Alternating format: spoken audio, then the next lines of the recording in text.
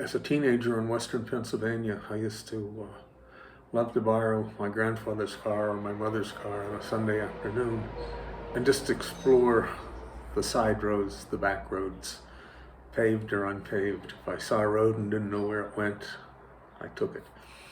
And I probably never got more than 10 miles from home, but I explored all of the farm lanes and the back roads in western Pennsylvania, in Westmoreland County to be more particular, and to be more specific, around the small town of Latrobe.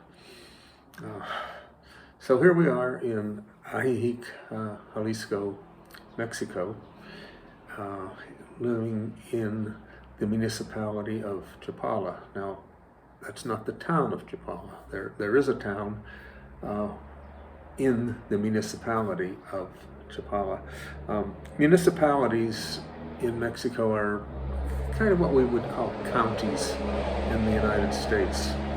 So while you have Los Angeles County, you have the city of Los Angeles. The two aren't the same. There are many other cities and towns in the county of Los Angeles that aren't called Los Angeles. So we live in Ajijic, which is in the municipality of Chapala, not a suburb of Chapala, but in the municipality. Just to the north, there's another municipality with the sort of the tongue twister name of Ixtlahuacan. Ixtlahuacan. My wife always reminds me to put the accent on the A and C at the end, C-A-N, de los Membrillos. So it's a kind of a mixture. It's not Spanish. Membrillos it means quince, the fruit. The other word comes probably from an indigenous language, and there were several that were predominant around Lake Chapala. But the Nahuatl, I guess, is the sort of the family of other languages that are dialects that were spoken in this region. So many of these names are indigenous names, and in this case, they combined Nahuatl with Spanish.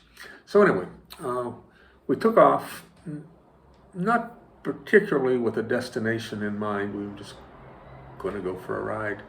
We kind of had an idea where we were going to go, but the signs on the highways aren't always useful.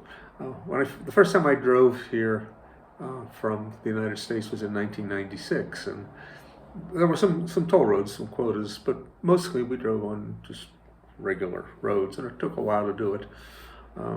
But the thing that I noticed most, if you wanted to get from one small town to another, it wasn't always easy to find, just depending on the street signs. You can pretty much get from one big city to another. For example, if I'm on the highway from Ajijic going north toward Guadalajara, I can see the sign that says León or Guanajuato. And so they're big cities and the directions are pretty good. But if you want to go to these smaller towns, you have to be very alert. I tend to use Waze, the navigation app Waze. I mean, I use Google Maps too, but Waze seems to be the most accurate and the best. So anyway, we didn't actually get to where we wanted to go, but we saw a sign to Atequiza, Atequiza. And so I had read about it. I talked about a fellow named Juan Encarnacion Rosas in another video, and he was known for a raid on the hacienda at Atequiza. Encarnacion, as you may know, led a group of several hundred indigenous, we'll say rebels, against the Spanish, and they were held up on an island in Lake Chapala, and they were surrounded by Spanish ships. The Spanish weren't strong enough to take the island because they had built a presidio on it. But Encarnacion and his troops weren't strong enough to get by the blockade to get to land. So the idea was the Spanish were going to starve them out. So we'll talk about that in a second. But let's go back to Atequiza, and it had indigenous populations there in pre-Hispanic times, and the period of the conquerors was essentially 1525, 1530. The town was officially settled in 1556 compared to Ajijic, which I think was 1531. Anyway, in the colonial era, there was a gentleman whose name I don't actually know, but he was given a land grant. King Philip II of Spain gave him this land, and he formed an estancia. An estancia, depending on where you are in Latin America, it'd either be a large farm where crops are grown, but more frequently it's a large ranch where cattle or sheep or livestock are raised. So in that case, it's kind of like a ranch in the western United States as opposed to a farm.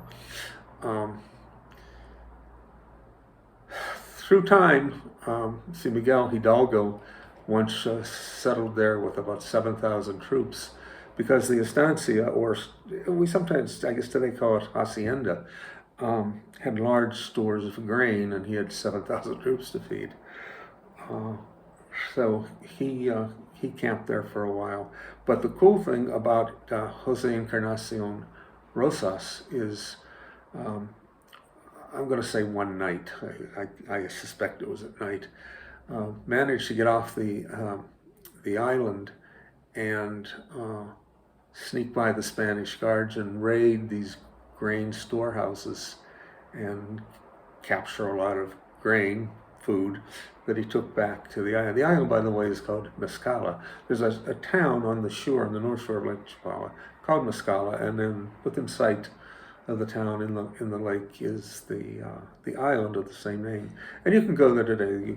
I don't know what it costs. There are tour boats that run out there. Spend an hour or two. It's not huge. They have some restaurants and places to eat out there, and they have the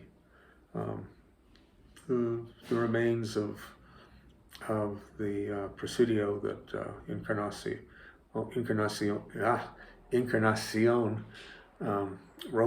Rosas built.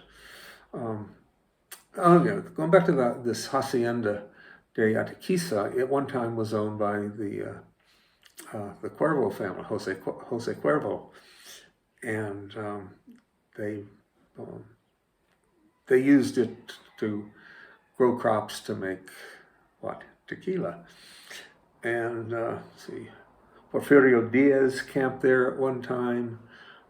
So a lot of history happened in and around the area. A railway was built that ran down to Chapala. Anyway, it's kind of an interesting history. It was a German colony at one time.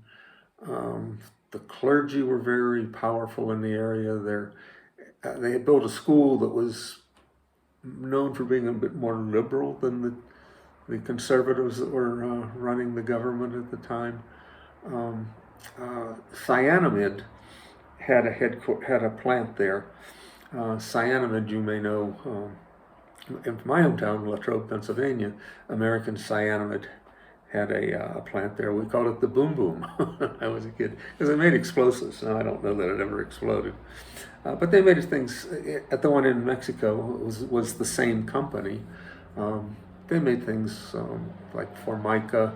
They made fertilizer. That was the primary purpose of the company initially.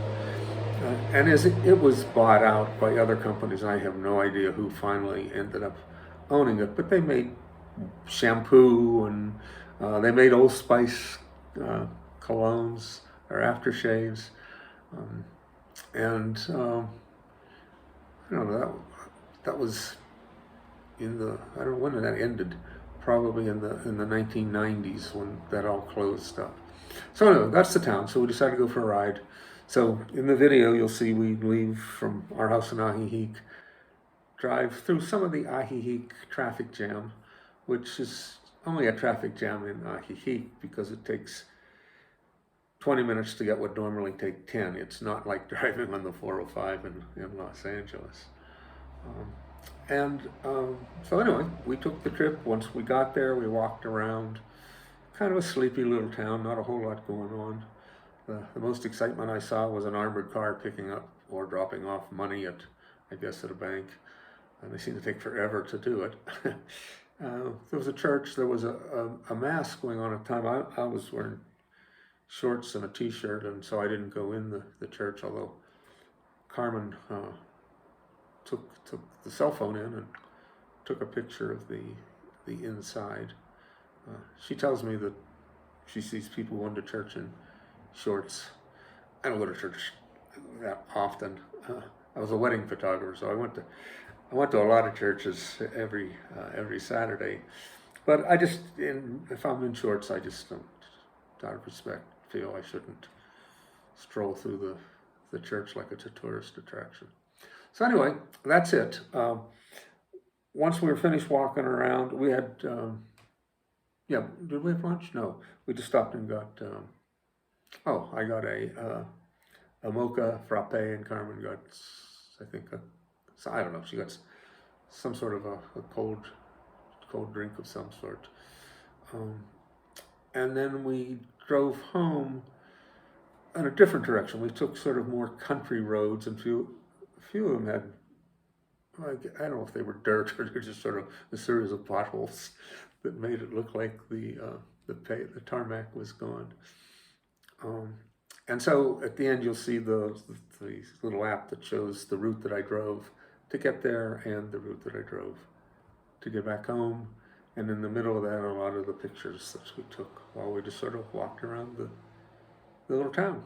So that's it. If you enjoyed it, give me a thumbs up. You can even subscribe. And if you don't like it, don't tell anybody. Now seriously, comment below if you think you would rather see something different. And I'm sure I know I've mispronounced things, so you can sort of correct that. If I've got the history wrong, you can certainly, or amplify. I don't think I got it specifically wrong. It just wasn't very in-depth. You can comment on that. All right, well, thanks for stopping by, and hope we'll see you next time. Thanks.